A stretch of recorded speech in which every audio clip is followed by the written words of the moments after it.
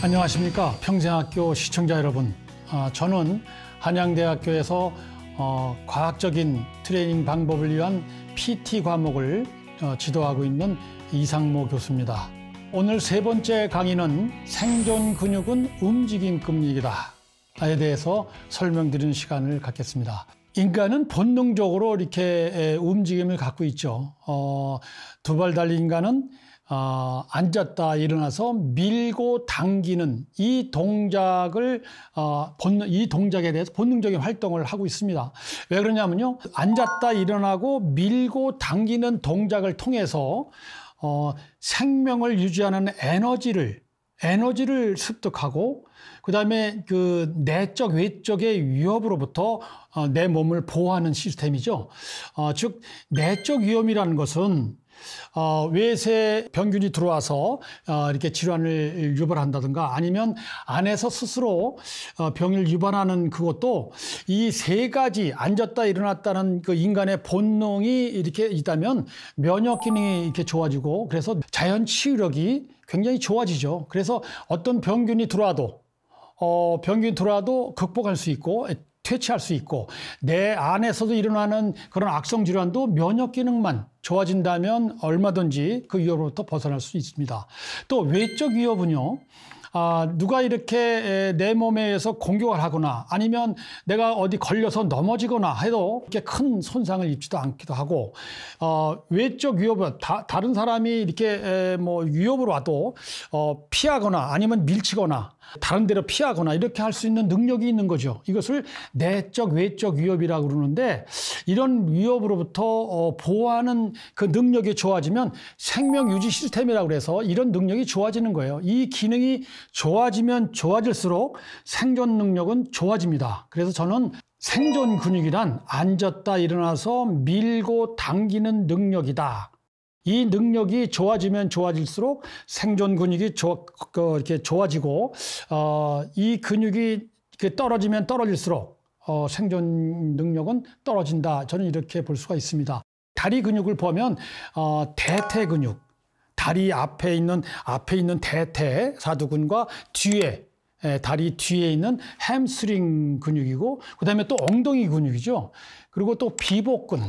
이 그 네 가지 근육이 이제 다리 근육이라고 보고, 밀치는 것은 삼각근 운동이 많이 이렇게 되고, 그다음에 당기는 거는 등 근육이죠. 광배근과 척추유리근. 물론 이 근육 외에 다리도 그렇고 어깨도 그렇고 등도 보조 근육은 있어요. 근데 보조 근육을 설명드리기엔 너무 많은 근육이고, 그래서 아주 핵심 근육만 이렇게 설명을 드렸습니다. 이런 근육이 강하면 강할수록 인간의 본능적 활동이 강해지고, 이런 근육이 약해지면 약해질수록 인간의 본능적 활동을 못하게 되는 거죠. 결국은 이런 걸 못하게 됨에 따라서 노른자 기관, 이런 그 기관들이 줄어갈 수가 있는 거죠. 그리고 본질적으로 근육이 줄어가죠. 이런 그 능력이 떨어진다는 것은 근육이 줄어간다는 뜻이에요. 그러니까 이런 근육이 줄어갔을 때, 또 아니면 이런 그 앉았다 일어났다 밀치고 당기는 이런 능력이 부족했을 때 비로소 이제 우리는 운동 기능 저하증이다. 이 운동 기능 저하증이라는 것은 근육과 뼈, 인대, 심줄, 그다음에 척추신경, 이런 것들이 노화돼서 이런 기능이 저하돼서 이동과 보행이 어려워지는 현상이다. 이것을 로코모티브 신돔이라고 그러는데, 이제 아까 말했던 앉았다 일어나고 밀치고 당기는 능력, 이런 근육들이 부족해지면 로코모티브 신드롬이 오는 겁니다. 근데 근육이 부족해서 이런 현상도 오고, 근육이 특별하게 부족하지도 않았는데 불구하고 이제 움직임이 불편해지는, 움직임을 할 수 없는 이런 그 시기가 올 텐데, 이런 시기를 보면 근육이 부족해서도 오지만, 우리가 운동을 젊었을 때 40대, 50대 이런 기간에 취미 운동, 뭐 기호 운동을 많이 할 텐데, 이 기호 운동을 잘못해서 그래요. 왜 그러냐면, 우리가 이제 이 취미 운동도 예를 들면 뭐 축구를 한다든가, 아니면 뭐 테니스를 친다든가, 아니면 배드민턴을 친다든가, 아니면 요즘에 골프 많이 하는 골프를 할 때도 그 운동을 처음에 할 때는 근육이 그렇게 힘을 많이 쓰질 못해요. 왜냐하면 그 기능이 발달하지 못했기 때문에 근육이 동원되는 게 많지가 않죠. 그러니까 맨 처음에 할 때는 잘 못 맞춰서 오래 할 수도 없고 세게 할 수도 없었지만 그 반복 수다라 보니까 이제 세게 칠 수가 있는데 근육이 그 많은 힘을 버티기는 어렵죠. 그래서 부상이 오는 거예요. 운동선수는 생명을, 운동선수 기간을 연장시키고 부상을 예방하기 위해서 근력운동을 하지만 아마추어 우리는 이 운동을 계속하기 위해서도 운동선수와 같이 그 근력운동을 해야 된다. 그냥 근력운동 없이 동호인을 하다가 대부분 보면 이렇게 로코모티브 신드롬처럼 이 뼈에 관절에 무리가 생겨서 60대 보니까 60대 이상의 환자가 400만 명 이상이에요. 근육이 퇴보돼서 오는 현상도 있었지만 젊었을 때 이런 잘못된 운동 습관, 그러니까 나는 기호 운동만 하니까 뭐 근력 운동은 내가 왜 필요하냐 이런 거 하면 되는데 그렇지 않고 이 아마추어들에도 이 운동 동호인에 참여하는 사람도 근력 운동은 필수다. 그 많은 힘을, 그 많은 그 기능이 발달된 만큼 근육이 있어서 내뻗는 힘이 있으려면 잡아주는 기량작용에 다 근육이 포함되는 건데 그런 힘이 있어야 그거를 충분히 버틸 수 있어야 근 손상이 안 오고 관절에 무리가 오지 않잖아요. 근육은 운동선수만이 하는 게 아니라 일반인 우리 아마추어도 해야 된다. 이렇게 강조하고 싶습니다. 또 한 가지는 이제 근육이 제2의 심장을 만드는 얘기입니다.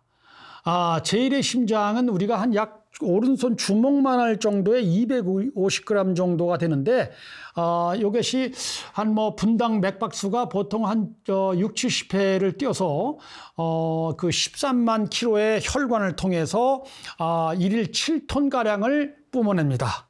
그래서 순환을 시키죠. 그래서 우리가 정말 건강한 모습으로 이렇게 살아갈 수 있는 건데 그 심장, 제1의 심장 하나 가지고 순환이 잘 될 것인가? 근육이 퇴보되면 제1심장에서 뿜어내는 혈액순환도 어려울 수가 있습니다. 그 어려운 게 제1의 심장에서 뿜어낼 때 이 압력에 의해서 동맥을 타고 13만 킬로의 혈관을 통해서 60조 개의 세포에 혈액 공급을 시키는 거죠. 그리고 이제 돌아와야지 않습니까? 돌아올 때는, 나갈 때는 동맥이요. 돌아올 때는 정맥인데 주로 정맥은 배꼽 밑에 하지에 많이 분포되어 있죠. 그래서 혈액이 거꾸로 올라오려면 뭔가 압이 필요해요. 압력이 필요하지 않습니까? 물론 일부분 그 자율신경에 의해서 돌아올 수 있지만 대부분은 이런 압이 필요한데 그 압이 제2의 심장인 다리 근육이에요. 특히 비복근, 다리 종아리 근육. 이 근육을 만들어야 돼요. 튼튼하게 만들어야 됩니다. 근육이 제2심장을 만들어서 제1심장이 동맥을 통해서 이렇게 보내주고 에너지를 보내주고 산소 공급을 해줘서 돌아올 때는 정맥의 역할이 필요한데 이것이 근육의 역할이다. 근육의 비복근을 다리 운동을 하면 이 제2심장이 하나 튼튼한 심장이 하나 더 만들어주는 효과다. 근데 운동을 안 하다 보면 나이가 들어서 이제 근육이 다리 근육이 먼저 없어질 텐데 앉아있는 시간이 많아지면 뇌질환에 굉장히 위험이 많죠. 혈액순환이 안 되면 뇌에도 혈액 공급이 많이 필요한데 혈액 공급한다는 것은 산소 공급이 된다는 의미도 되죠. 산소 공급이 안 돼서 뇌질환의 염려가 크고 위험이 크고 그다음에 심장에 혈액순환이 공급이 잘 안 되고 이렇다면 신부전 효과, 신부전도 영향이 있을 거고 그다음에 혈압.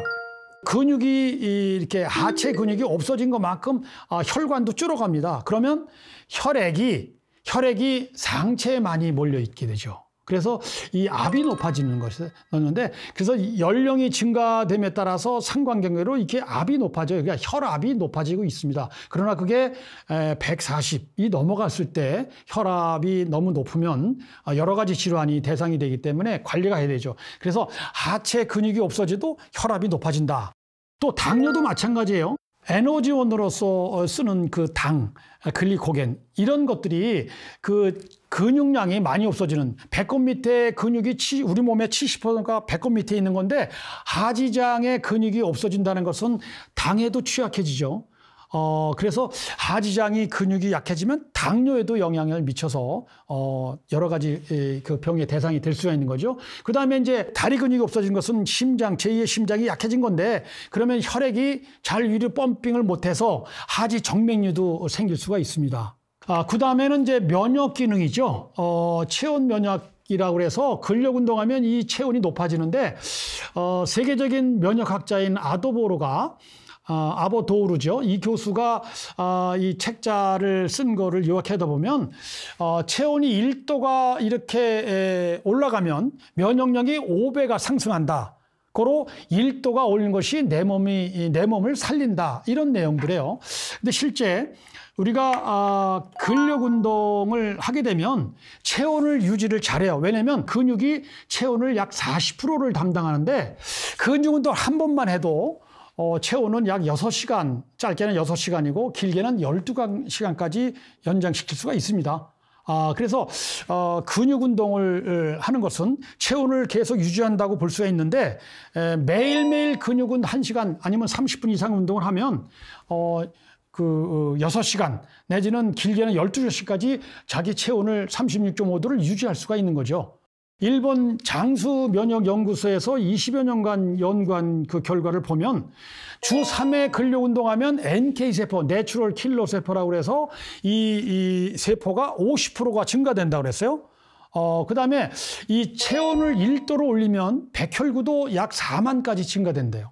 NK세포가 우리 몸에 많아지면 악성질환이 잘 안 걸리는 그 체형으로 변하는 거죠. 그래서 근력 운동은 체온을 유지시키는데 아주 필요한 운동이죠. 저는 근력 운동을 지금 30여 년째 계속 하고 있는데 주변에서 그렇고 저도 감기를 걸려본 경험이 거의 없는 것 같아요. 왜냐하면 면역 기능이 이렇게 좋으면 가장 쉽게 걸릴 수 있는 감기 바이러스에서 감기가 잘 걸리지 않습니까?